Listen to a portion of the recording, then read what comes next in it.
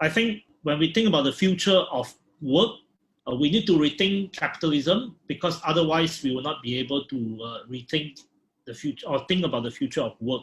We are now at a once in a century health crisis. There has not been such a major worldwide pandemic since 1918 to 1919. We are now at the worst economic crisis since the global depression, the Great Depression. We are now perhaps in the world's most serious political crisis since the World War II. So we need to rethink how we deal with the world. And this 40 years of neoliberalism, or in the Asian context and United States context, I think this 40 to 50 years of outsourcing of work from the developed country to our part of the world will require a lot of rethinking. US started outsourcing in a massive way from about late 60s onwards. And of course that exacerbated by the 90s, and after China joined the WTO in 2001, the entire manufacturing industry was practically moved to China and our part of the world, the Asian part of the world. And we are seeing the political consequences of 50 years of outsourcing to our part of the world. Now, that outsourcing has grown our economy, and brought prosperity, but that has also stagnated.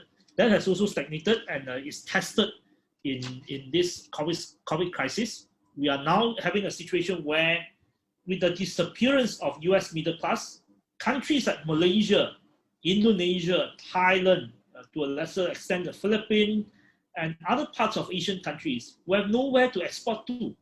And that is a serious question that we have to deal with.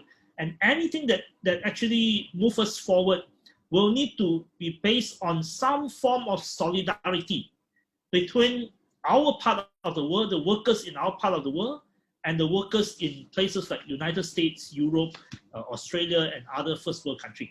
Only with some form of basic standards for workers that is not jeopardizing and not threatening their well-being, and that pay them decently, recognize the needs of dignified works on an almost equal standard of living, recognizing the need for dignified work on both sides, that we can actually create a sustainable economy for the world.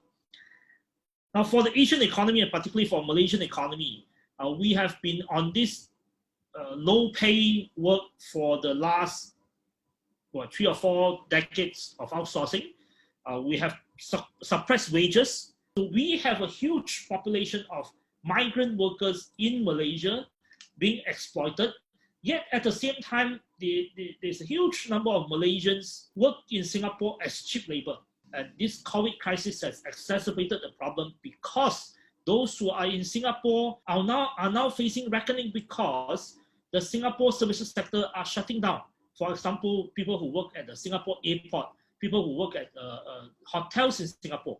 These Malaysians will have to come back to Malaysia, and we do not have enough jobs that can pay even half of the rate of what they get in Singapore.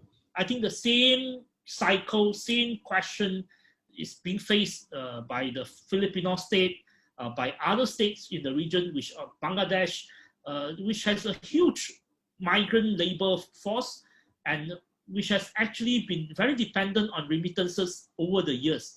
Now, these will be the challenges that we will have to face, our societies will have to face in the years to come as a result of the COVID crisis, and also, of course, as a result of years of not creating decent pay, decent jobs for our society. Now, the state needs to think about how to play a more activist role.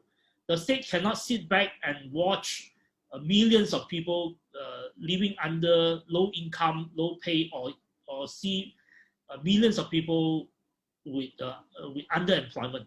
Even if they are employed in many of our societies, they are underpaid, underemployed, and not living a decent life, even if they work very hard. So the state cannot continue to see this forever. And the state needs to take a more activist role